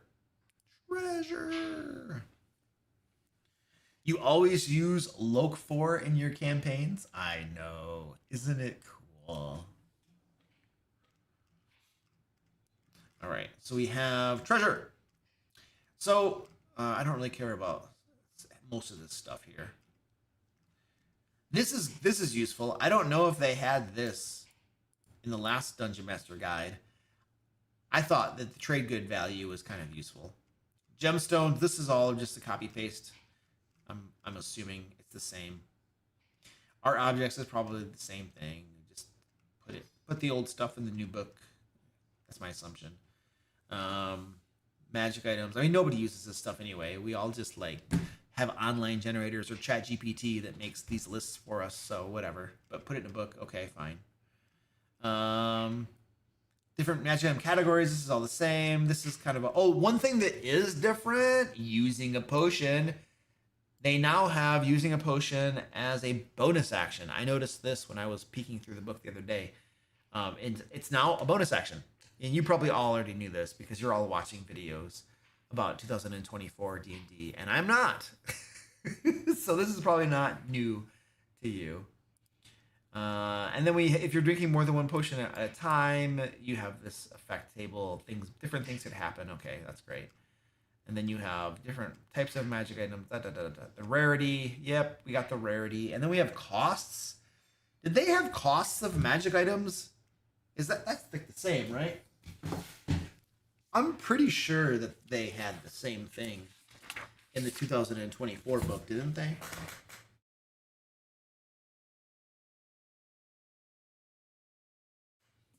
Page 133. I don't know if that was in this one or if that came out in Xanathar's.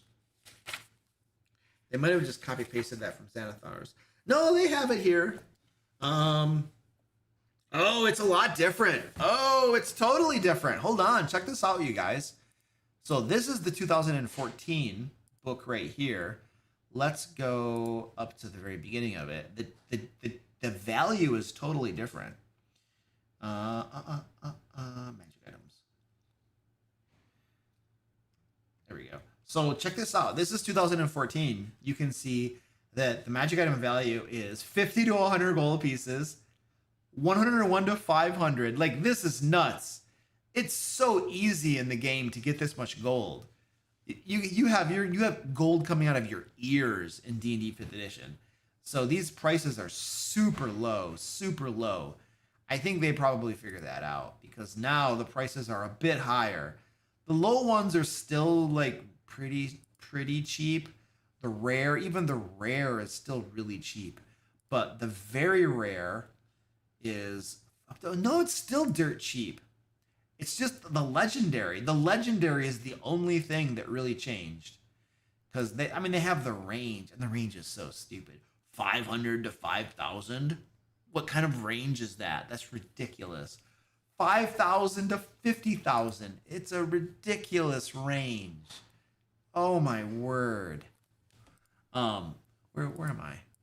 So having just kind of like one value here, I think makes a whole lot more sense than having a range. But the only thing that really actually got more expensive was the legendary one. That's now 200,000. So yeah, I thought that they had changed these, but no, it's mostly the same, I suppose. Are magic items even necessary? The answer is no.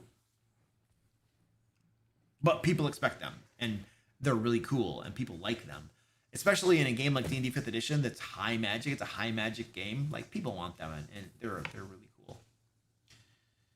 Okay, so what they're going to give us here then, and this is kind of what Xanathar's did, but not exactly, is you literally have a table here that tells you by tier, by level, how many common items you're supposed to have, how many uncommon items you're supposed to have, how many rare items you're supposed to have, very rare, legendary, etc. So it literally breaks it down and tells you how many you're supposed to give your players at the different levels. So in the 2014 DMG, all you had were random tables to roll on. It literally told you, like, roll on these tables this many times during the game. And so you might get bad rolls, you might get good rolls, and that's what you had. Now we have a very granular breakdown of what you're supposed to give your players. Now, for me personally, this is a little bit more useful because I tend to want to follow these sorts of rules to promote balance, which we've already ranted on, that so many things are unbalanced, and the game isn't really designed to be balanced anyway, but I still have this thing in my head where I want to, like, give them what they're supposed to get, whereas a random table it's random. Random treasure tables, they're super random. So this is more useful, I think. It's kind of what Xanathar's did, except for Xanathar's didn't have it by rarity. They had it, but they told you there was like a minor magic item and a major magic item. And then they told you tables to refer to, because those are the tables that listed which magic items were minor and which magic items were major. And it was kind of convoluted and complex and would just be a big time sink to cross-reference all of that stuff. So it was not super useful what they gave us in Xanathar's. This right here is way more useful. It's pretty easy to just be like, oh, this many common items. Oh, this many uncommon, da-da-da-da. So this is good. I kind of like how they did this. This is cute too. An entire page in the book is just a page that you could, like, tear out, I suppose, because you're not allowed to make photocopies of the book. So they did. Look at this. Permission is granted to photocopy this page for personal use. Hey, cool. So you can just photocopy this page to help keep track of the magic items that you've given out. Cool. That was thoughtful of them. And they have a downloadable PDF. Hey, look at that. That's pretty cool. That was being all negative. And I shouldn't have been negative. I should have just given them the benefit of the doubt, I suppose.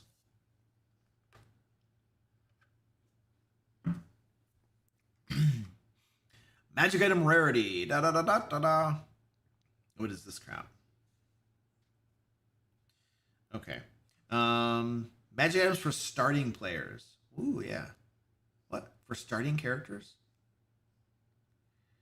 If you're starting a campaign for characters above level 1, the player's handbook offers suggestions how many magic items each character start with. Yeah, it has those. I actually looked at those rules the other day, and I thought they were pretty okay-ish looking. Activating magic item, okay, yeah. And there's a lot of this stuff is kind of the same. None of this is super different, I don't think. The one thing that I liked was, and you have a lot of these random tables that are the same, different quirks and different little unique things about magic items. Then we have like artifact. The artifacts are pretty much, yeah, you have minor beneficial properties. You have major beneficial properties. It's pretty much the same thing. as we had before. And then sentient magic items is probably the same. I don't know if they've changed anything. Where are the random tables? Where are the random tables? I know they have them. They're not in D&D Beyond. Where did they go? This is dumb. Okay, it's in the book. It's in the book because I found them today. But it's not in D&D Beyond. You guys are crazy. Unless I just can't find them. No, it's random magic items. Where's the list of magic items? Hold on a second.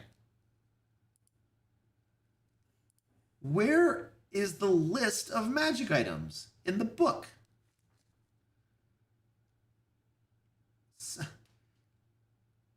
They don't list them. Oh, go to the table of contents. It's separated out from the chapter for some reason. Oh my word. Okay. Yeah, that's kind of stupid. That's really weird, but okay, whatever. Whatever. It's in here. Okay, this is why they separate. It's a usability thing. This makes sense why you would separate it out, I think. Okay, yeah.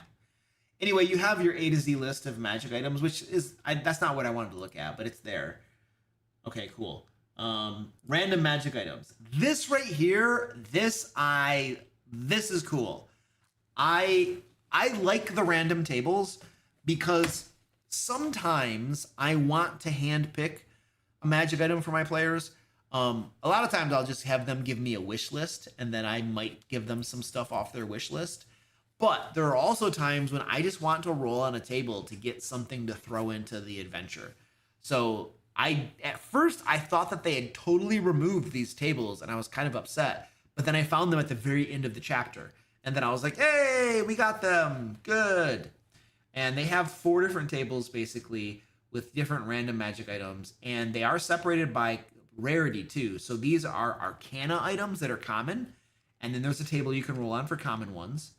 And then they have uncommon ones that you can roll on. And then they have rare ones, roll on the table. Because the rules tell you how many uncommon to give, how many common to give, how many rare to give. And so if you don't want to hand pick, you could just go to the right table and then roll on it. And then that's the magic item you give out. And then they have very rare, and then the legendary. And then there are 4 different types of tables, and each of them is split up into rarity. And then you have armaments, and it just keeps going on. But my point is, this is very nice. This is super useful. I'm glad they have this, because this will make, developing your treasure hoard and deciding what you give your players way easier if you don't want to handpick everything, which can be tedious, and it lacks verisimilitude. Like, imagine if your players are like, oh yeah, these are the magic items we want, and then magically in the dungeon, all the magic items that appear are the ones that they have on their wish lists. It's like, ooh, cool. So there's definitely a lack of verisimilitude if that happens. So rolling randomly injects that verisimilitude into the game. So I like that. And it's easier. Just roll on a table than have to read through stuff and pick stuff out. So anyway, that's a really good, I like that. But that's magic items. I think most of it is kind of the same-ish with some minor changes and stuff. So there's not a whole lot of new stuff to see there.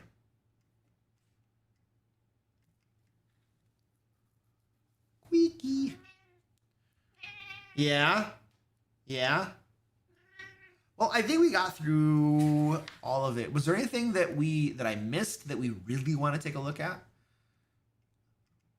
from here? Is there something big that I missed that I should be looking at? I like how they got rid of the weird style of random tables from 2014 and changed them to be thematic and rarity specific. I agree. I think that it's a much better job. 2024. I wish Pathfinder 2 had random rolls for their magic item tables. I love that about 5th edition. Yeah, that's in Pathfinder 2, that's one of the things that is a real pain in the butt for me, is choosing magic items to reward my players with, because There are too many in there for me to read, and I'm not gonna remember them anyway. And honestly, the magic items, the benefits they give you are so minor that none of them excite me. So I just want to roll on a table and you just tell me what to give my players because I don't want to read it. Can we peek at the Greyhawk stuff and the maps? Where is the Greyhawk stuff? Well, yeah, let's take a look at the maps. The Barrow Crypt. Okay, so we have like a, what is this? Like an old school style map. These type of maps work really well for like Shadow Dark and like gritty games like that. When I run like D&D 5th edition, I like to usually have color maps. But that's just me. And we have like an old school, like, you know, map. They're all going to be like this? Yeah. Yeah, these are not the types of maps that I want for my D&D games. If I'm running Shadow Dark, something that's gritty and old school feeling, well then I want a gritty old school map. But that's not D&D. This is not the D&D that most people play. Dungeon Hideout. I don't know. Is it just like cheaper to get maps commissioned like this than to get full color maps?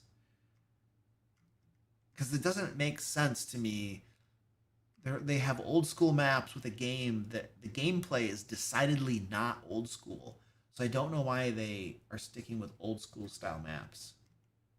I mean, they're cool. I like it. I mean, I like this. I like these type of maps, but like, I don't understand. It just seems like it doesn't fit with their product overall. And then you have the keep, a manor, a mine. I do like how they give you like the cross section. I do like that. I think that's pretty cool. I like seeing that. They did that. I think there was another one they did the cross section on that I thought was pretty cool. Where was that? Oh, right here. There's a little bit of a cross section right there.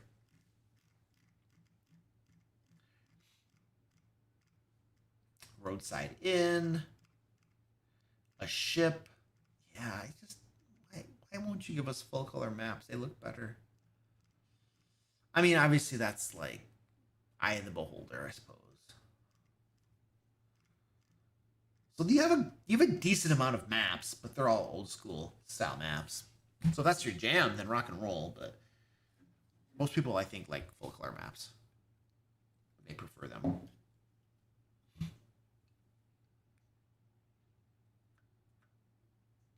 You can always use these maps and recreate them to make them more colorful and interactive. But yeah, that's extra work. At least you get good ideas. Yeah, that's true. I'm not gonna create new maps. I'm gonna either pay somebody to make maps for me for my adventure, or I'm gonna go, more than likely, I'm just gonna go get a random generator make me a map, or I'm gonna go like to buy a pre-existing map from somebody. Like I literally have like a whole bunch of Tom Cardos makes maps, and he makes amazingly beautiful maps. And I just backed one of his Kickstarters and got a ton of maps from him. And I got the map books, the big old flip out map books, and oh, they're so beautiful, full color. Oh my gosh, they're gorgeous.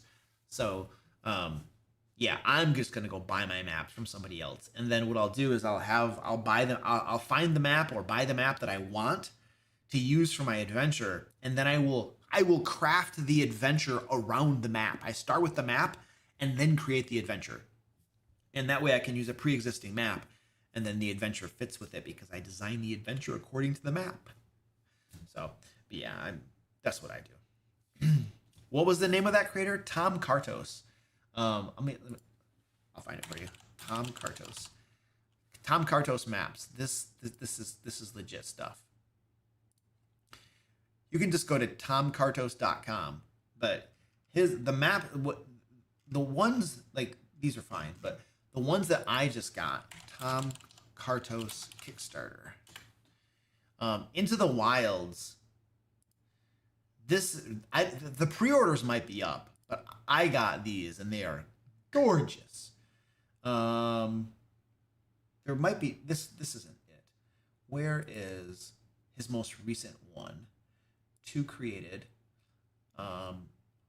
Is it this one? He's got to have pre-orders right here. Yeah, you can get pre-orders still. These are gorgeous. If you want maps for your games, and these flip out books are just, that's not the right page. They're gorgeous. They're perfect. They're exactly what I wanted.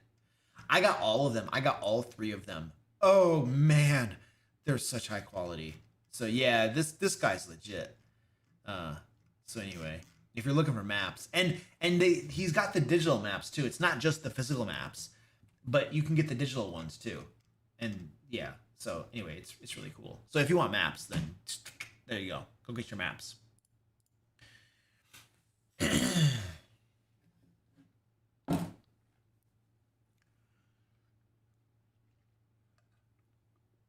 So Goliath says it's much cheaper that way, unless you're using Incarnate. The kind of maps you're looking for would double or more the cost of maps. Yeah, if you're having an artist hand draw full color maps for everything, yeah, that's gonna be time consuming. Yeah, for sure. I like random tables too, John. I like random tables a lot too. I didn't see any information on Greyhawk in the Dungeon Master Guide. I didn't see anything. So there is a tear out at the very back. I am not tearing this out. I am not touching this tear out map. That is staying in my book. That will never get torn out. If I ever want to tear that out, I'll probably buy a second book to tear it out of or something. I don't know. I just don't like tearing stuff out of books. Even not when it's designed to be torn out. I just don't like doing that. Nah, I don't like doing that. So, we have a giveaway going on, ladies and gentlemen. We're going to draw the winner to that giveaway in just a couple minutes. So this is your last chance to jump in on that. We're giving away $50 in DM Lair store credit. So the winner will get to go get some cool books and stuff they can use in their games. So join that. There should be a link. We got a link in the chat. There you go. Join that link in the chat. And then while you guys are signing up for the giveaway, I do want to do another shout out to the awesome sponsor of tonight's live stream, Wicked Echoes, Whispers of the Samodiva. If you're looking for a grimdark folk horror setting, this is your beast right here that you want to grab. Now, this thing right here is going to give you tons of new character options. You have subclasses, new folklore and horror themed subclasses. There are new races. Also, as a game master, you're going to get bunches of new monsters, new bosses, and then there are artifacts and cursed items to give to your players. And you have an entire adventure for levels 1 to 15 in this as well. And these are some examples of the different monsters. These ones are really cool. You can like totally get your players with these, like, oh, cute girls, and then, oh, we're gonna kill you. And then the Spider Bride is super cool. This is something like out of like Curse of Strahd crap, you know, that's cool. And then the Wendigo, I always can't pronounce that crap. The Hay Golem, and then the Familiars, a cute little Familiars. It's a spider cat familiar. It's so cute. That's terrifying. I don't. That would just be terrifying. The Bunny Man's cool. So anyway, lots of cool new monsters, and we have really solid artwork and stuff. So these guys, there's only a couple weeks left to back the Kickstarter, so you can go on over there and check it out in more detail. They did a really good job on their Kickstarter page, professionalism, which usually tends to indicate that you're going to get a very solid product as well. So looks like a good bet if this is the sort of thing you are looking for. And it's 5th edition compatible, if I forgot to mention that. You just biting me all night, aren't you? Yeah, the Spider Bride was an absolute bomb. Yeah, I know. My players don't trust cute girls ever since an unfortunate incident with a hag. Yeah.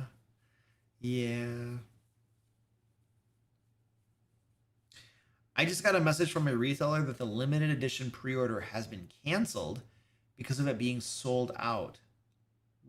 Which? Oh, for the DMG, for the Dungeon Master Guide. Yeah. I didn't get the limited edition books. I just got the regular books.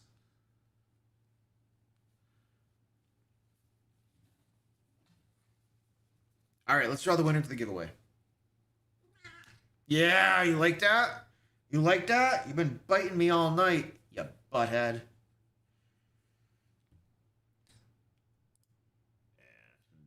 drawing the winner to the giveaway. Woo! All right, we have Louis from Quebec. Louis from Quebec, you have won the giveaway, good sir.